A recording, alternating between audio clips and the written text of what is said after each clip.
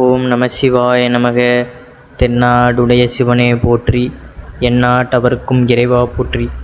வீட்டில் எப்பொழுதுமே பார்த்தீங்கன்னா மகிழ்ச்சியும் சந்தோஷமும் ஆரோக்கியமான வாழ்க்கையும் ஆன்மீகம் சார்ந்த விஷயங்களில் நல்ல ஒரு நம்பிக்கையும் ஈடுபாடும் இருக்கணும். அப்படிங்கிற பட்சத்தில் பார்த்தீங்கன்னா நாம் சில விஷயங்களை கடைபிடித்தாலே அது நமக்கு மிகுந்த பலனை அளிக்கக்கூடியதாக இருக்கும். அவ்வாறு ஆண்களாக இருந்தாலும் சரி, குறிப்பாக பெண்கள் இவ்வாறான விஷயங்களை நாம் தொடர்ந்து கடைபிடித்து கொண்டே வரும்பொழுது பார்த்திங்கன்னா நம்ம வீடுகளில் நமக்கும் சரி, நம்மளை சார்ந்தவர்களுக்கும் சரி, எப்பொழுதுமே அந்த நல்ல பலன்கள் கொடுக்கக்கூடியதாக இருக்கும். நம்ம நிறைய பதிவுகளில் பெண்களுக்கான முக்கிய பதிவுகளை கொடுத்து கொண்டு வரோம். அந்த வகையில் இன்றைக்கும் ஆன்மீகம் சார்ந்த வீடுகளில் எப்பொழுதுமே மகிழ்ச்சி பொங்குற வகையில் ஒரு விஷயங்களை தான் நம்ம பார்க்க போகிறோம். நம்ம சேனலுக்கு புதுசாக வரவங்க நம்ம சிவன் கோயில் சேனலில் சப்ஸ்கிரைப் பண்ணி வச்சுக்கோங்க. மறக்காமல் உங்களுடைய நண்பர்களுக்கும் இந்த பதிவை பகிர்ந்து கொள்ளுங்கள். சிலரது வீட்டில் பார்த்திங்கன்னா எப்பொழுது பார்த்தாலுமே சண்டை சச்சரவு, கடன் பிரச்சனை, பொருளாதார பிரச்சனைகள், வீட்டில் நிம்மதியற்ற சூழல், இப்படி காலை விடிந்தது முதல் இரவு படுக்கும் வரை ஏதேனும் ஒரு பிரச்சனையில் சிக்கி கொண்டு இருப்பார்கள். கணவன் மனைவிக்குள் ஒற்றுமை இல்லாது, இருவருக்குள்ளும் அடிக்கடி சண்டை வருவது, கடன் பிரச்சனையால் அல்லது வேறு ஏதாவது ஒரு பிரச்சனையால் வீட்டில் இருப்பவர்கள் நிம்மதி இழப்பது என மன அமைதி இல்லாமல் இருப்பதும், இப்படியாக பலரும் கடினமான வாழ்க்கையை வாழ்ந்து கொண்டு தான் வருகின்றோம். இப்படி பல பிரச்சனைகள் இருப்பவர்களுக்கு பார்த்திங்கன்னா அமைதியான ஒரு இடத்துல அமர்ந்து எதனால் இப்படியான பிரச்சனைகள் நடக்கிறது என்று சிந்தித்தால் இந்த மாதிரியான உப்புசப்பில்லாத ஒரு காரணம்தான் அந்த பிரச்சனைக்கு அனைத்திற்குமே மூல காரணமாக இருக்கும் அப்படிங்கிறத நம்ம உணர்ந்து கொள்வோம். ஏன்னா எல்லாத்திற்குமே ஒரு சண்டை வருது, இல்லை ஒரு துன்பம் ஏற்படுது, கடன் ஏற்படுது, எல்லாத்திற்கு காரணமே ஒவ்வொரு விதமான விஷயங்களாகத்தான் இருக்கும். அந்த விஷயங்கள் எதனால் அப்படிங்கிறத நம்ம ஒரு முறை சிந்தித்து அதற்கப்புறம் அதை சால்வ் பண்ணுறதுக்கான அந்த வழிமுறைகளை நம்ம தேடி பார்க்கணும். சில நேரங்களில் வீடுகளில் உள்ள அந்த எதிர்மறையான ஆற்றல்கள் நம்மளை சிந்திக்க விடாது, சண்டை சச்சரவுகளை தான் மேலும் மேலும் ஏற்படுத்தி கொண்டே இருக்கும். அதனால தான் நம்ம ஆன்மீகம் சார்ந்த இந்த விஷயங்களை தெரிவித்து கொண்டு அதை நடைமுறைப்படுத்தும் பொழுது பார்த்திங்கன்னா அந்த எதிர்மறையான ஆற்றல்கள் நம்ம வீட்டிலிருந்து ஓடிவிடும். நேர்மறையான ஆற்றல்கள் இருக்கும் பொழுது இவ்வாறான நல்ல விஷயங்களை நம்ம சிந்திக்க ஆரம்பிப்போம். அனைவருமே கட்டாயம் தெரிந்து கொள்ள வேண்டியவை, ஏதோ ஒரு சின்ன காரணம், அது மிகப்பெரிய விஷயமாக கூட இருக்காது, ஆனால் அதை நினைத்து கொண்டு தங்களுடைய அமைதியை கெடுத்துக்கொண்டு தங்களை சுற்றி இருப்பவர்களின் அமைதியும் கெடுத்து வாழ்க்கையை கடினமான ஒன்றாக மாற்றி வைத்து வருவார்கள். இதற்கு முக்கிய காரணம் அவர்கள்தான் என்றாலும் கூட அவர்களை அந்த நிலைக்கு தள்ளக்கூடியது அவர்கள் வீட்டில் இருக்கக்கூடிய எதிர்மறை ஆற்றல்கள் என்று கூட நம்ம கூறலாம். பெண்கள் கட்டாயம் தெரிந்து கொள்ள வேண்டிய இந்த எதிர்மறை ஆற்றல்கள் பல்வேறு காரணங்களால் வீட்டிற்குள் புகுந்துவிடும்.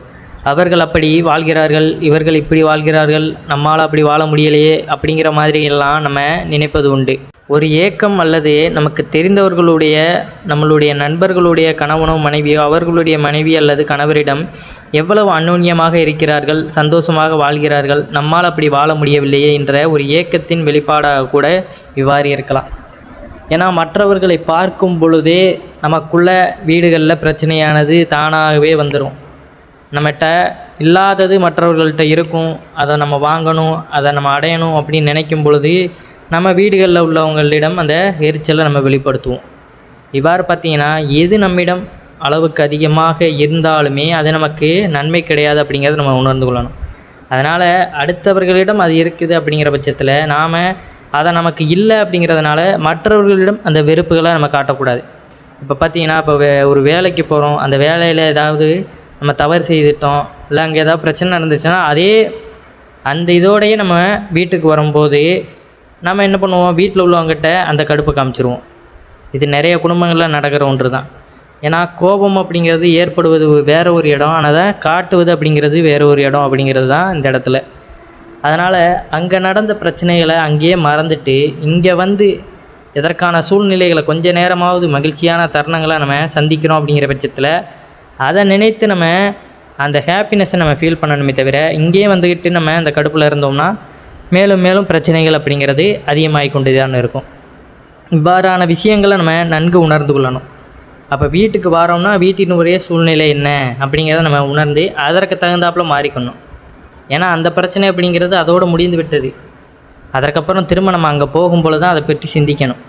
ஒரே இடத்துல ஒரு பிரச்சனை நடக்குதுன்னா அதை பல்வேறு இடத்துக்கு நம்ம ட்ராவல் பண்ணும்போது அதே சிந்தித்து கொண்டு இருந்தோம்னா மற்ற இடத்துல நம்ம அந்த சூழல்களை அனுபவிக்க முடியாது அப்படிங்கிறதான் இந்த இடத்துல நம்ம கூறிக்கொள்வது.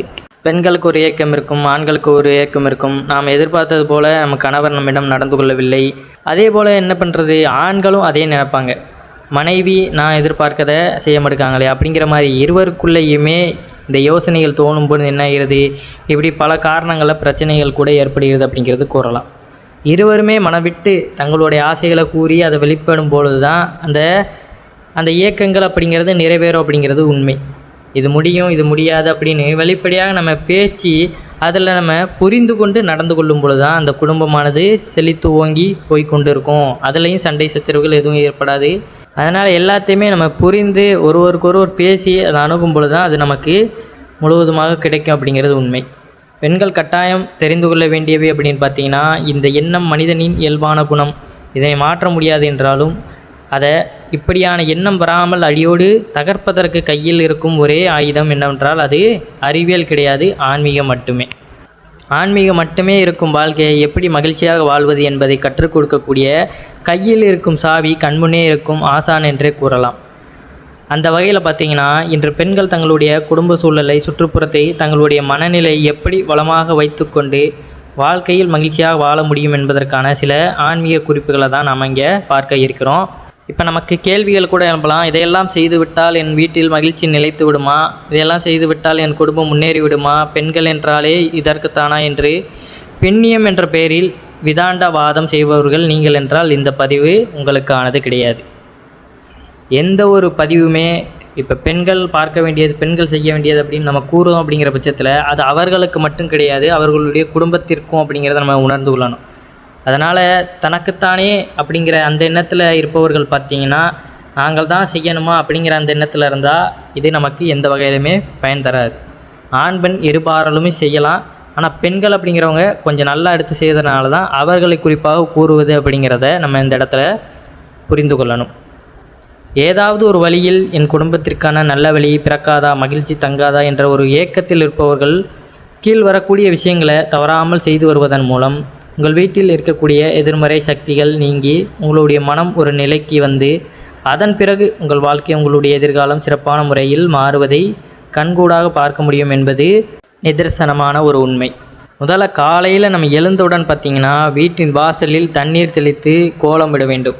எந்திக்கும் பொழுதே அன்றைய நாள் நல்லபடியாக நடக்கணும், கதவை திறக்கும் பொழுது மகாலட்சுமி தேவியோட வாசமானது நிறைந்திருக்கணும், நல்ல சிந்தனைகளோடு நம்ம அன்றைய நாளை தொடங்கும் பொழுது அது நமக்கு அப்படியே அமையும் அப்படிங்கிறதான் உண்மை. ஏன்னா அதிகாலையில் நடப்பது எல்லாமே நமக்கு அத்தனையுமே கைகூடி கிடைக்கும் அப்படிங்கிறது தான் உண்மை. தினமும் வீட்டில் ஒரு நெய் தீபம் ஏற்றி வரலட்சுமி கடாட்சம் வரும். நெய் தீபம் அதாவது தீபம் நம்ம ஏற்றணும் அப்படின்னு சொல்லியிருக்க மாதிரி தான். அதனால் உங்களால் முடிந்த தீபம் நெய் தீபம் ஏற்றலாம். எந்த தீபம்னாலும் அதிகாலையில் பிரம்ம முகூர்த்தத்தில் ஏற்றினாலும் சரி, இல்லை சாயங்கால வேளையில் சந்தியா காலத்தில் ஏற்றினாலும் சரி, அது நன்மையை கொண்டு வரும். தினமும் எப்படியாவது ஒரு தீபத்தை ஏற்றி விடுங்க. மாதவிடாய் காலத்தில் உங்களுடைய கணவன்மார்களையோ இல்லை குழந்தைகளை வைத்து கூட ஏற்றி கொள்ளலாம். சாம்பிராணியுடன் சிறிதளவு வெண்கடுகு போட்டு தூபம் காட்டினால் துஷ்ட தேவதைகள் விலகுவார்கள். வெள்ளிக்கிழமைகளை பார்த்திங்கன்னா பஞ்சகவிய விளக்கு ஏற்றினால் செல்வம் சேரும். வளர்பிறை நாட்களில் பார்த்திங்கன்னா சிவப்பு செம்பருத்தி பூவில் நாம் வேண்டுதலை பேனாவால் எழுதி ஒரு அகல் விளக்கு ஏற்றி வாராகி அம்மனிடம் வேண்டினால் வேண்டியது நிறைவேறும் அப்படிங்கிறது உண்மை. மாதம் 2 கிலோ உருளைக்கிழங்கு ஏழைகளுக்கு கொடுத்தால் நம் கஷ்டம் நீங்கி நலமாய் வாழலாம் என்பது ஐதீகம். உங்களால் முடிஞ்ச உதவிகளை கூட முடியாதவர்களுக்கு, ரொம்ப முடியாதவர்களுக்கு அதை நம்ம செய்வது நல்லது. உருளைக்கிழங்கு வாங்கி கொடுப்பது நன்மையை கொடுக்கும் அப்படின்னு ஆன்மீகத்தில் குறிப்பிடப்பட்டுள்ளது. நாம் இல்லத்தில் மாதுளை செடி வளர்த்தால் லட்சுமி கடாசம் நிறையும். செல்வம் நிலைத்து நிற்க வெள்ளிக்கிழமைகளில் பால், தயிர், உப்பு, மஞ்சள் இவற்றை கடனாகவோ தானமாகவோ கொடுக்கக்கூடாது. கோயில் பிரகாரத்தில் நீங்கள் பிரசாதமாக கொடுக்கும் பொருட்களுக்கு நாள் கிழமை எல்லாம் தடை கிடையாது. வீட்டில் இருந்து கொடுக்கும் போது மட்டுமே இவற்றை கடைபிடிக்க வேண்டும் அப்படிங்கிறது இதில் குறிப்பிடப்பட்டுள்ளது. பொதுவாக பார்த்திங்கன்னா பெண்கள் விரதம் இருப்பதை வழக்கமாக வைத்திருப்பார்கள். இப்படி விரதமிருந்து இறைவனை வேண்டிக் கொண்டதன் மூலம் உடல் ஆரோக்கியம் மேம்படுவது மூலம் தனது குடும்பத்திற்கும் தன்னை சுற்றியுள்ளவர்களுக்கும் நன்மை உண்டாகும். அமாவாசை நாட்களில் ஆண்கள் விரதம் இருப்பாங்க. இப்படி ஆண்களும் பெண்களும் சேர்ந்து தங்களுடைய குடும்பத்திற்காக இந்த விரத முறைகளை முழு ஈடுபாடோடு இறைவனை நினைத்து அவர்கள் இருக்கும் பொழுது பார்த்திங்கன்னா அவர்களுடைய குடும்பமும் வம்சமும் நல்லபடியாக தலைத்து நல்ல ஒரு வாழ்க்கையை வாழ்வார்கள் அப்படிங்கிறது தான் நிதர்சனமான உண்மை. திருமணமான பெண்கள் பார்த்திங்கன்னா கால்களில் மெட்டி அணியும் பொழுது ஒரு விரலில் மட்டும்தான் அணிய வேண்டும். அது ஏற்கனவே நம்ம சொல்லியிருக்கோம். அதை நம்ம கடைபிடிப்பது நல்லது. பெண்கள் செவ்வாய் மற்றும் வெள்ளிக்கிழமைகளில் பார்த்திங்கன்னா தலை குளித்து வசதிக்கேற்ப தலையில் சிறிதளவு வள்ளிப்பூ வைத்துக்கொண்டு சிரித்த முகத்துடன் இருக்க வேண்டும். கணவனிடம் உங்களுக்கு நான் எப்படி இருந்தால் பிடிக்கும் என்று கேட்டு தொடர்ந்து அதுபோல் நடந்து கொள்வது கணவன் மனைவிக்கு உள்ள அனோனியம் என்பது அதிகரித்து கொண்டு நெருக்கத்தை அவர்களிடையே அதிகரிக்கும். ஏன்னா ஒருவருக்கொருவர் புரிந்து கொண்டு அவர்களுடைய தேவையை பூர்த்தி செய்யும் பொழுது அதே நல்லபடியாக இருக்கும் அப்படிங்கிறதான் உண்மை. நம் வீட்டிற்கு வரும் சுமங்கலி பெண்களுக்கு மங்களப் பொருட்கள் கண்ணாடி, சீப்பு, மஞ்சள், வளையல், குங்குமம், தாலி கயிறு, தேங்காய் கொடுத்தால் கொடுப்பவரின் மாங்கல்யம் பலம் பெறும் அப்படிங்கிறது ஐதீகம். குதிரை லாடம் வாங்கி கதவின் நிலைவாசலில் ஒட்ட நற்பலன்கள் கிடைக்கும் என்பது ஐதீகம். ஒரு சிறிய மண்பானையில் ₹1 நாணயத்தை நிரப்பி திறந்தவாறு வீட்டில் கிழக்கு திசையில் வைத்தால் செல்வம் சேரும், பணவரவு அதிகரிக்கும். விநாயகர் ஆலயத்தில் 21 மட்டை தேங்காய் உடைத்தால் நல்ல வேலை பணவரவு அமையும். நிறைந்த பௌர்ணமி அன்று இரவில் ₹5 அல்லது ₹1 நாணயத்தை அன்று இரவு முழுவதும் நிலா ஒளியில் வைத்துவிட்டு காலையில் எடுத்து நம் பணம் வைக்கும் இடத்தில் வைத்தால் செலவுகள் கட்டுக்குள் வரும், பணவரவு அப்படிங்கிறது நமக்கு நிவேத்தியமாக கிடைக்கும் அப்படிங்கிறது ஐதீகம். இரவு தூங்கும் பொழுது பார்த்திங்கன்னா கணவரின் முட்டி பகுதியிலிருந்து கணுக்கால் பகுதி வரை இருக்கக்கூடிய பகுதியை பெண்கள் பிடித்துவிட வேண்டும். கணவரின் கால் பகுதியில் சனி பகவான் குடியிருக்கிறார்.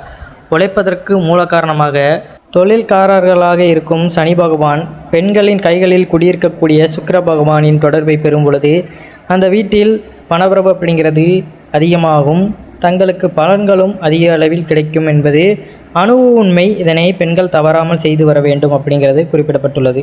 மேற்கூறிய அனைத்தையுமே ஆத்மார்த்தமாக நம்பிக்கையுடன் செய்ய வேண்டும் என்பதுதான் உச்சகட்ட உண்மை. இப்படியான விஷயங்களை தொடர்ந்து கடைபிடித்து வருவது உங்களுடைய மன ஆரோக்கியத்தை மேம்படுத்தும், உங்கள் சுற்றுப்புறத்தை மகிழ்ச்சி நிறைந்ததாக மாற்றும். முயற்சி செய்து பாருங்கள், எப்பொழுதுமே நன்மைகளே நமக்கு வந்து சேரும். இதை முழு நம்பிக்கையோடு நம்ம செய்யும் பொழுது பார்த்திங்கன்னா நமக்கு அந்த இறைவனோட அனுக்கிரகம் அப்படிங்கிறது முழுமையாக கிடைக்கப்பெறும். வாழ்க்கையில் நமக்கு நல்ல பலன்கள் வந்து சேரும் அப்படிங்கிறது ஐதீகம். அனைவரும் என்றும் இறையருள் பெற்று நலமுடன் வாழ வேண்டும். நன்றி, வணக்கம். ஓம் நம சிவாய நமக.